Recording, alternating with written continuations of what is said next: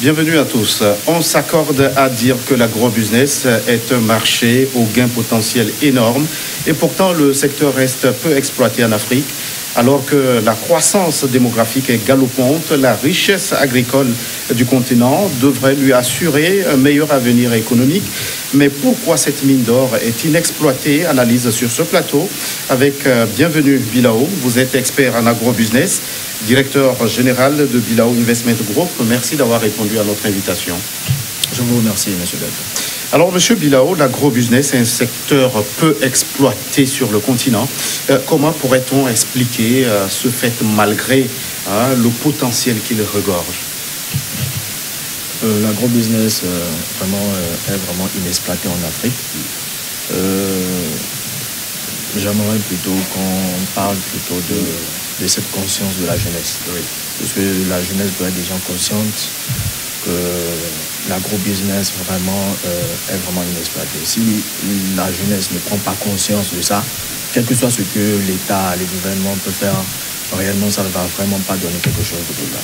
Donc je dirais une chose, l'agrobusiness c'est vraiment inexploité, mais juste qu'il faut savoir comment mettre ça réellement dans la tête de la jeunesse, afin que ça puisse réellement créer du boom et qu'ils puissent être capables de passer à l'action.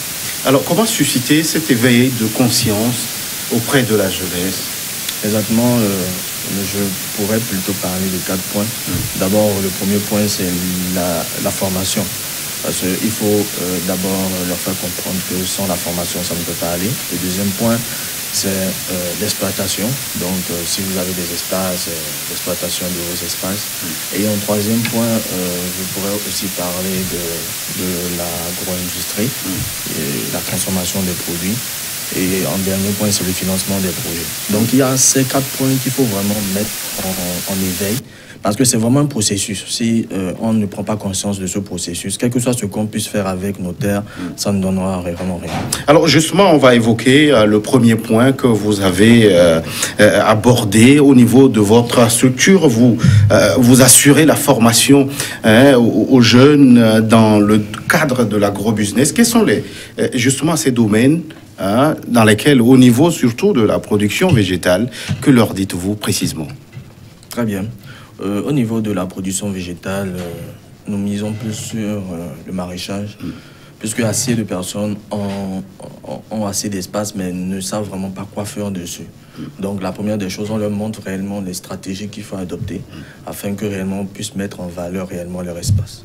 Voilà. Au niveau de la production végétale, nous parlons aussi de la fabrication de compost pour, disons, amener les gens vers le bio et pouvoir réellement produire quelque chose de vraiment sain. Quelque chose de sain en fait. Donc nous poussons beaucoup de personnes dans la production végétale, mais ce n'est pas aussi évident que ça.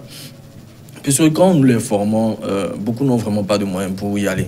Donc je pense que vous allez soulever ce point. Justement, l'accès au financement, c'est le problème que rencontrent ces jeunes qui veulent se lancer dans l'agro-business. Alors comment résoudre cette équation? Oui, actuellement, nous sommes en train aussi de discuter avec le MIFA et bien d'autres structures étatiques. Mais bien sûr que ça ne va pas résoudre un problème. Nous, ce qu'on propose plutôt, c'est d'accompagner, c'est-à-dire après la formation, on fait le suivi. Donc, on fait en sorte qu'au moins, même si c'est quelques mètres carrés, vous avez commencé, pour voir réellement ce que ça peut donner. C'est mieux d'accompagner quelqu'un qui a commencé quelque chose que de plutôt spéculer sur des projets et vouloir avoir un financement. Ne se lance pas dans l'agro-business qui veut. Comment se prendre dans le secteur agricole pour en tirer suffisamment profit à travers cet agro-business? Comme je le disais tantôt, ce n'est pas aussi évident que ça. On crie sur tous les toits que vraiment l'agro-business est une mine d'or. Mais beaucoup de personnes n'arrivent pas à s'en sortir aussi que ça. Beaucoup. Il y a plusieurs pôles. Donc je viens de citer un certain pôle, mais c'est un processus. C'est vraiment un processus. Mais quand il faut sauter du coq à l'âne, c'est vraiment compliqué. Et vous risquez de vous trouver en faillite carrément, ou carrément même vous allez manquer de moyens pour pouvoir vous lancer. Alors le plus dur, c'est de commencer. Est-ce qu'on a une technique pour commencer? À Bilao Investment Group, Nous misons d'abord sur la formation et après la formation, ça ne s'arrête pas là. On vous pousse à au moins commencer par installer. Si par exemple vous avez fait une formation en production végétale ou en production animale, nous vous poussons à passer à l'action, soit à installer un site, un mini-site au fait. Avec vos moyens. Si vous n'avez pas assez de moyens là, nous sommes capables de vous accompagner, de vous suivre. Après le suivi, on vous pousse à produire. Et quand vous produisez, je pense que nous rentrons déjà dans le processus, comme le dit le PND dans l'axe 2, la transformation. Donc là, quand les gens commencent déjà par produire, nous les poussons maintenant à transformer. Puisqu'il y a le Big Agro industrie qui s'occupe de vous fournir des unités, des kits de transformation. Donc, si toute personne que nous formons, nous ne nous arrêtons pas là. Nous créons des groupes et nous faisons un suivi. La dernière fois, ceux qui ont été formés, actuellement, nous sommes en train de voir dans quelle mesure est-ce qu'on pourrait visiter réellement chacun sur leur site afin qu'on puisse voir comment est-ce qu'on pourrait réellement les suivre. Donc, je pense le suivi est important dans ce processus. Très, très important. Dans ce cas, ce n'est même pas la peine de faire. Si vous ne faites pas de suivi, ce n'est pas du tout la peine de faire une formation. Alors, quels sont les fondamentaux que vous inculquez à ceux que vous formez? Beaucoup de personnes viennent pour faire la formation, mais beaucoup pensent que c'est juste l'attestation qui compte. Non, loin de là. Notre objectif, c'est de pousser les jeunes à entreprendre, à créer de la valeur ajoutée. Donc, si vous créez de la valeur ajoutée, ça va vous permettre réellement de mettre aussi votre main à la pâte pour le développement du pays. Donc, je pousse beaucoup, au niveau de Bilan Investment, où nous poussons les jeunes à passer à l'action. Quel que soit ce que vous avez fait comme formation, passez à l'action, afin que réellement, vous puissiez réellement mettre sur pied aussi votre unité de transformation et créer encore, disons, arrondir vos fins du mois, en plus de ce que vous faites comme activité. Donc, c'est ça, en fait, notre objectif, pousser les jeunes à l'action. À passer à l'action. Et justement, cette action devrait plutôt concourir à la mise en œuvre du plan national de développement, notamment en son axe 2, que promeut le gouvernement. Vous pensez que cette jeunesse y a beaucoup à jouer comme contribution? Exactement. La jeunesse, je dirais même que la jeunesse a réellement ce devoir de mettre en application réellement cet axe 2 parce que tout repose sur la jeunesse. Beaucoup de jeunes crient qu'il n'y a pas d'emploi, mais si réellement ce que le chef de l'État a lancé, beaucoup de jeunes prennent conscience que c'est vraiment un avantage, une aubaine. Je pense réellement que beaucoup va s'en sortir. Il y aura de l'auto-emploi, il y aura assez de jeunes qui vont réellement prendre soin d'eux. En fait, ils vont pouvoir réellement s'auto-employer et réellement créer d'autres types d'emplois à d'autres jeunes. Et je pense réellement qu'il y aura beaucoup d'offres d'emploi. Quelles sont à vos yeux les opportunités que le secteur regorge?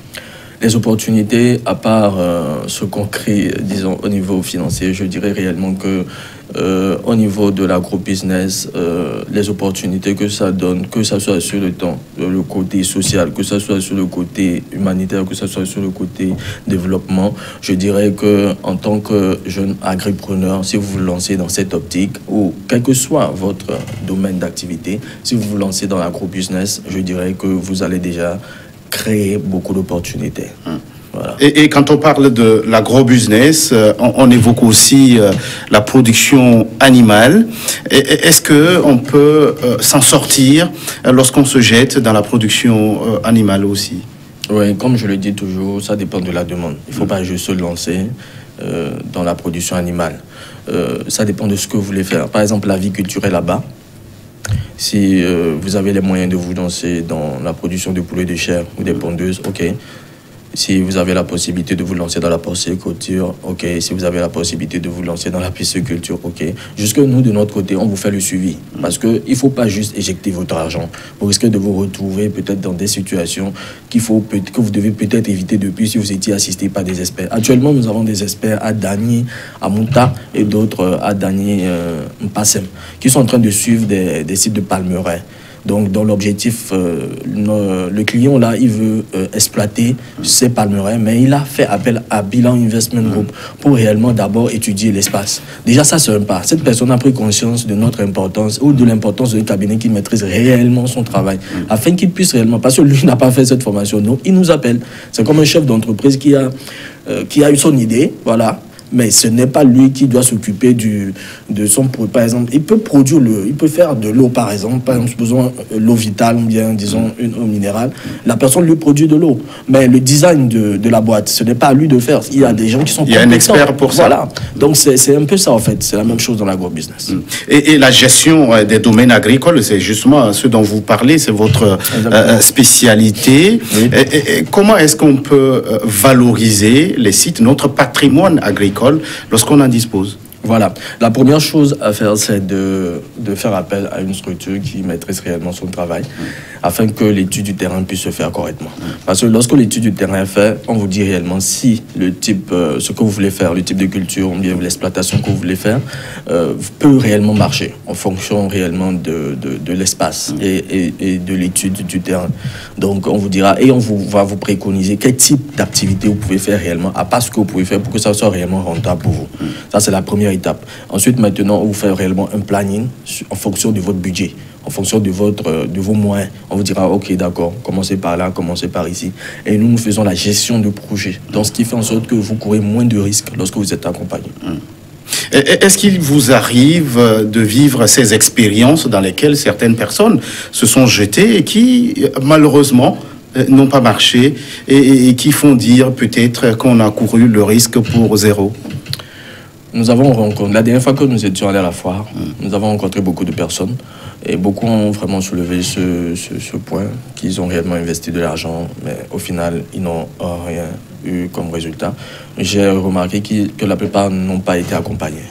N'ont vraiment pas été accompagnés. Ils se disent, ok, ils ont les moyens financiers, j'achète des porcs, j'installe, ok, je vais faire un reboisement avec mes propres moyens, sans faire appel à un expert. Et finalement, ils se retrouvent dans des situations vraiment déplorables. Et lorsqu'ils nous font appel, on voit réellement le mauvais travail qui a été fait sur le site. Et vraiment, c'est là que je comprends l'importance réellement d'un expert qui maîtrise réellement son travail.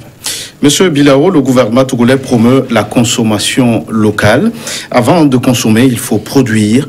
Comment choisir ce qu'il faut produire? Voilà. Je peux même dire déjà même que les gens produisent déjà les produits. Donc, la première chose que moi je souleverais, c'est comme pas de consommation locale. Moi, personnellement, ça me tique un tout petit peu parce qu'on adopte vraiment la mauvaise stratégie. Pour réellement imposer tout ce qui est produits locaux ici, il faut d'abord voir dans quelle mesure est-ce qu'on peut imposer ça sur le plan international. Donc, c'est vraiment difficile à un jeune entrepreneur de pouvoir exporter son produit et imposer ça de l'autre côté. Donc, ce qui impose, ce qui interpelle tous les jeunes entrepreneurs, tous ceux qui produisent, tout ce qui est togolais, de s'unir afin de voir dans quelle mesure est-ce qu'ils peuvent réellement envoyer ça ensemble. Même si vous ne faites pas le même produit, je pense qu'il y a cette possibilité de s'unir et d'envoyer vos produits sur le plan international ensemble. Il y a la diaspora qui est là. Lorsque ça s'impose sur le plan international, immédiatement ça s'impose ici, nationalement. Donc je pense qu'il faut plutôt adopter cette stratégie que de vouloir pousser les Togolais à vouloir obligatoirement consommer togolais. Or, de l'autre côté, ce n'est pas validé. Avant que ce ne soit validé à l'extérieur, il faut qu'il y ait une certaine qualité. Est-ce que vous pensez qu'on a cette compétitivité au niveau qualité? C'est vraiment difficile à dire. C'est vraiment difficile. Je ne dirais même pas ça parce que c'est difficile d'avoir d'abord la certification. Même si votre produit est de bonne qualité, rien ne prouve cela. Donc c'est la certification qui va prouver, ok, c'est de bonne qualité. Et vous n'êtes pas sans savoir que c'est vraiment difficile d'avoir ces genres de certification. Et c'est vraiment des procédures qui prennent vraiment assez de temps. Donc comme je le disais tantôt, il y a cette possibilité de s'unir. Peut-être qu'un jeune entrepreneur a déjà la certification, elle est derrière lui. Et on voit, je pense que ça ne serait pas du tout compliqué. Mais ce qui nous manque, en fait, c'est le manque de confiance et surtout ce manque de possibilité de s'unir. Chacun veut faire le jeu, chacun pour soi. Alors, avec votre expérience, votre regard d'expert, ces jeunes qui se jettent dans l'agro-business, est-ce qu'ils étudient suffisamment le marché? Voilà, c'est là qu'il faut vraiment faire appel. Vous voyez, je soulevais ça la dernière fois, je soulevais ça concernant le rôle de chacun dans une entreprise. Toi, tu es un chef d'entreprise, ton travail, c'est de gérer ton entreprise et de produire ce que tu fais, bien de prester ton service. Il y a une autre personne, lui, il est chargé de faire le marketing. Donc, tu ne peux pas tout faire. Donc je pense qu'il faut que chacun joue son rôle pour réellement le développement de la marque ou de la structure. Donc en revenant pour répondre réellement à cette question, il faut que nous, chefs d'entreprise, bien jeunes entrepreneurs, qu'on puisse être capables d'être accompagnés par des structures, si c'est au niveau de la communication, des structures qui sont chargées, qui ont cette compétence afin qu'ils puissent vraiment faire valoir nos produits. Alors, lorsqu'un jeune vient vers vous et qui vous dit « je voudrais me jeter dans l'agro-business », mais je suis par exemple dans la capitale, est-ce que vous êtes à même de lui dire voilà les domaines dans lesquels ça pourrait marcher? Est-ce qu'il faut que je me jette dans la cuniculture ou dans la viculture ou encore, que sais-je encore? Oui, il y a vraiment des questions qu'on pose. Par exemple, celui qui vient demander à faire une formation particulière, d'abord, on lui demandera quel est son budget. En fonction de ça, on sait réellement comment est-ce qu'on peut l'orienter ou bien quel type de production on peut lui proposer afin que ça puisse être vraiment rentable. Et nous nous sommes rendus compte que beaucoup veulent juste entreprendre parce qu'ils se disent, OK, j'ai 50 000 francs, si j'utilise ça, OK, c'est difficile de retrouver encore 50 000 francs. Qu'est-ce que je peux faire avec? Voilà. Donc, nous leur proposons réellement d'autres alternatives. Donc, la première chose qu'on leur propose, d'abord, il faut se faire former. Parce que ces gens de personnes n'ont vraiment pas assez de budget pour faire appel à nos services de consulting. C'est vrai que nous ne sommes pas du tout chers, mais du moins c'est moins en fait. Donc nous étudions en fait certains paramètres. Est-ce qu'il y a particulièrement un plaidoyer que vous faites à l'endroit du gouvernement qui, on l'a dit, met en œuvre le plan national de développement à travers son axe 2?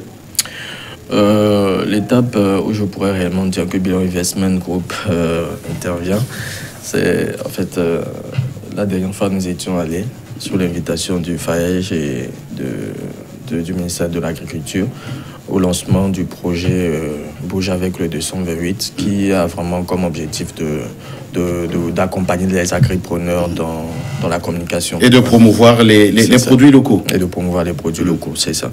Donc, notre intervention là-bas, réellement veut dire que je pense que le gouvernement écoute ce qu'on dit. Et je pense aussi que mon passage ici peut réellement pousser à certaines décisions.